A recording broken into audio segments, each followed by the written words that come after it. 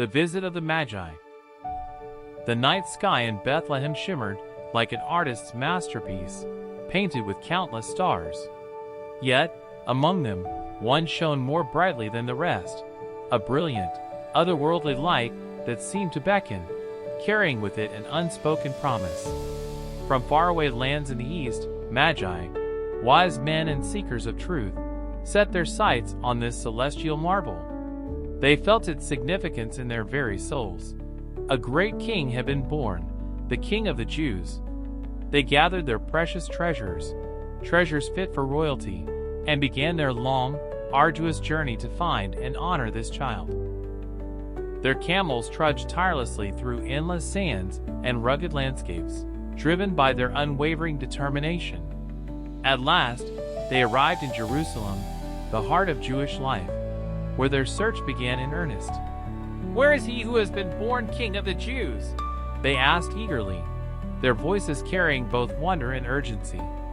"We have seen his star in the east, and have come to worship him." Their words stirred the halls of power, reaching even King Herod himself. Herod, a man accustomed to control, felt his throne quake beneath him. The idea of another king, one prophesied and divinely ordained, filled him with unease. Trouble spread like ripples in a pond, and all Jerusalem felt its tremors. Herod, cunning and calculating, summoned the chief priests and scribes, demanding answers. "Where is this Messiah to be born?" he pressed, his voice cold and sharp.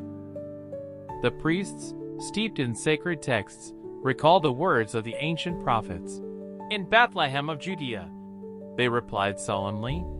"For it has been written, and you, Bethlehem, land of Judah, are by no means least among the leaders of Judah. For out of you shall come forth a ruler who will shepherd my people Israel." Herod's mind whirred as he digested their words.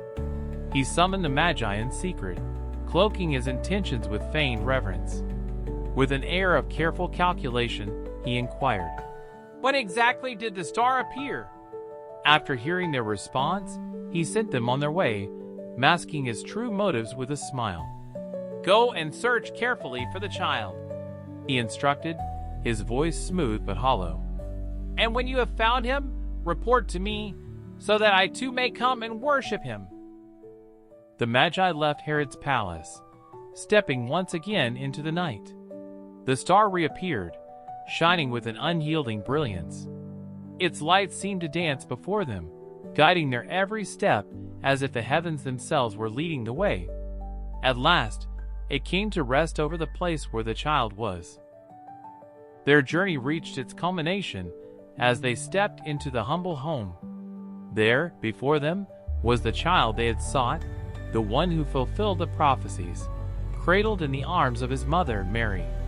Their hearts surged with overwhelming joy, a joy so profound it brought them to their knees. They bowed low, their foreheads touching the earth, in reverence and awe. With hands trembling in gratitude, they opened their treasures. First, the radiant glow of gold, symbolic of a king's glory. Then, the aromatic sweetness of frankincense, a gift for one divine. Finally, the somber weight of myrrh, foretelling both sorrow and redemption. Each gift carried its own sacred significance, a testament to the destiny of the child before them. That night, the Magi rested, their hearts full from their holy encounter. But as sleep claimed them, a warning came, carried by God in a dream. Herod's words had been deceitful, his intentions dark. They could not return to him. So at dawn, the Magi departed, taking another route, their path now shrouded in divine protection. And so, the Magi faded into the pages of history, their journey etched in the stars, and the hearts of all who would hear their story. The child they sought remained in Bethlehem, a light to the world, even in its quiet beginnings. His name, whispered in reverence, was Jesus. The flight to Egypt. The night was heavy with silence, an oppressive stillness that wrapped itself around the small home in Bethlehem where Joseph, Mary, and the child rested. Joseph, weary from the days of awe and uncertainty, drifted into uneasy sleep. Yet even in the quiet of slumber, the plans of heaven were unfolding. An angel of the Lord appeared to Joseph in a dream, radiant and commanding. The angel's voice, urgent and unwavering, broke through the depths of Joseph's sleep. "Get up! Take the child and his mother and flee to Egypt. Remain there until I tell you, for Herod is searching for the child to destroy him." The words hit Joseph like a thunderclap, jolting him awake. His heart pounded as the gravity of the message sank in. The child, this miraculous, divine gift, was in grave danger. Herod's cruelty knew no bounds, and his jealousy was now a threat to their very lives. Without hesitation, Joseph sprang into action. His love for Mary and the child ignited an unshakable resolve. As the stars still hung high in the night sky, he gently but urgently woke Mary, his voice steady despite the fear coursing through him. "We must leave now," he whispered. Mary, her trust in Joseph and in God unwavering, gathered what little they could carry. She clutched the child close to her heart both heavy with the unknown and filled with quiet strength. In the cover of darkness, they slipped into the night, their steps hurried yet deliberate. The road to Egypt was long and fraught with uncertainty, but Joseph's determination guided them forward. The journey was grueling, every mile a test of their endurance and faith. The chill of the desert night gave way to the scorching sun, yet they pressed on. Joseph kept a watchful eye on the horizon, while Mary's soft song soothed the child, who rested peacefully in her arms despite the turmoil. Finally, they arrived in Egypt, a foreign land of towering monuments and vast deserts. Here, they found refuge, a place where the child would be safe from Herod's grasp. Though strangers in a strange land, they were sustained by their faith and the knowledge that this was part of God's plan. Each day, Joseph worked tirelessly to provide for his family, his heart steadfast in its purpose. Time passed, and the shadow of Herod's threat eventually lifted. The tyrant who had sought to extinguish the light of the child was no more. In their refuge, Joseph and Mary reflected on the prophecy spoken long ago. "Out of Egypt I called my son." They were living witnesses to the unfolding of God's divine plan, a plan that guided their every step, even through the darkest of nights. This was no ordinary family, and theirs was no ordinary journey. It was the beginning of a story that would change the course of history, a story of love, sacrifice, and the unwavering trust in a greater purpose. And through it all, the child, Jesus, grew in the quiet shelter of his family, waiting for the time when his light would shine for all the world to see. Herod slaughters babies. The air in Herod's palace crackled with fury. The king, a man already infamous for his paranoia and cruelty, had been outwitted.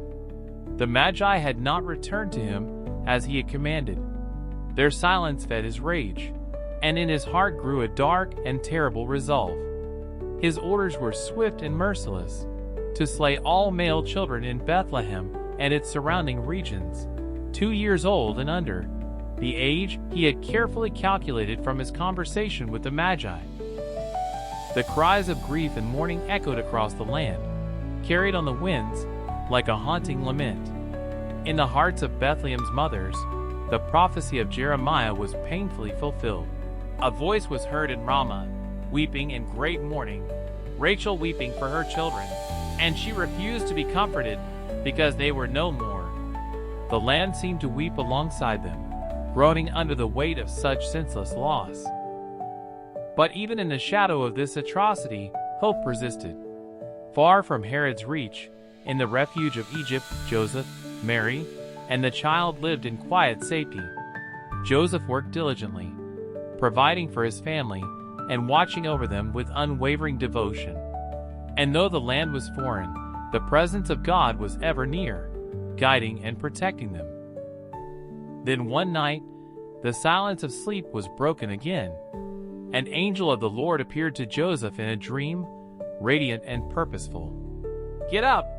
the angel commanded, "Take the child and his mother and go into the land of Israel, for those who sought the child's life are dead." The words filled Joseph with a mix of relief and purpose. Herod's reign of terror had come to an end. Without hesitation, Joseph rose and prepared for their journey. Mary gathered their belongings, and together they set out once more, this time returning to the land of their people. The journey back to Israel was bittersweet, tinged with sorrow for the lives lost but also with hope for the promise that lay ahead. The child, Jesus, now walked alongside them, his young footsteps carrying the weight of a destiny far greater than any could imagine. As they reached the borders of Judea, news reached Joseph's ears. Herod's son, Archelaus, now reigned in his father's place. Fear gripped Joseph's heart, for Archelaus was known for his cruelty, and Joseph worried for his family's safety. Once more, God's guidance came to him in a dream. The warning was clear, and Joseph obeyed without question. He led his family northward, away from Judea, to the peaceful regions of Galilee. There, in the small town of Nazareth, they made their home. Life unfolded in quiet simplicity, far from the palaces of kings and the chaos of great cities. Yet even here, the threads of prophecy were being woven. It was spoken through the prophets. "He shall be called a Nazarene." And so, in Nazareth, the child grew, surrounded by love and quiet purpose. The hardships faced by his family were not in vain. They were part of a divine plan, shaping the life of the one who would one day bring salvation to the world. For even in the darkest of times, the light of hope burned brightly, carried forward by faith and obedience.